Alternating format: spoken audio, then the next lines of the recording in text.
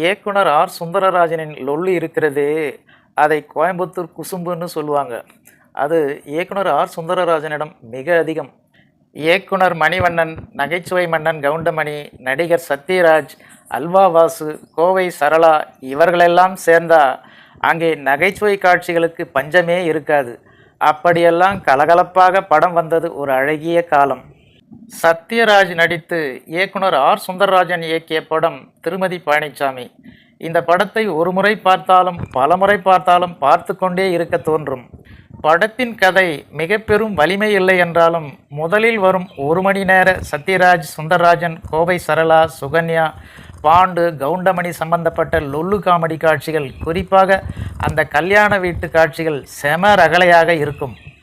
குறிப்பாக சுகன்யாவின் பெயரையே சத்யராஜ் சொல்லி கொண்டிருக்கும் போது கவுண்டமணி சென்று கிண்டல் செய்வது ரணகலமான சரவெடி காமெடி காட்சிகள்.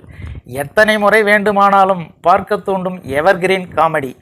சத்யராஜிடம் தனக்கும் வைஜெயந்தி மாலாவுக்கும் காதல் இருந்து அது கல்யாணம் வரை சென்றது குறித்து சுந்தரராஜன் விடும் உதாரெல்லாம் செம லொல்லு என்றே சொல்லலாம். மகிழ்ச்சியற்ற உலகமாய் போய்விட்ட உலகில் இதுபோல படத்தின் காமெடி காட்சிகள் எல்லாம் நம் மனதை தேற்றும் என சொன்னால் அது மிகையாகாது. ஓகே ஃப்ரெண்ட்ஸ், இந்த ஒரு சுவாரஸ்யமான தகவல் உங்களுக்கு பிடித்திருந்தால் உடனே ஒரு லைக் போட்டு சப்ஸ்கிரைப் பண்ணி சப்போர்ட் பண்ணுங்கள். நன்றி, வணக்கம்.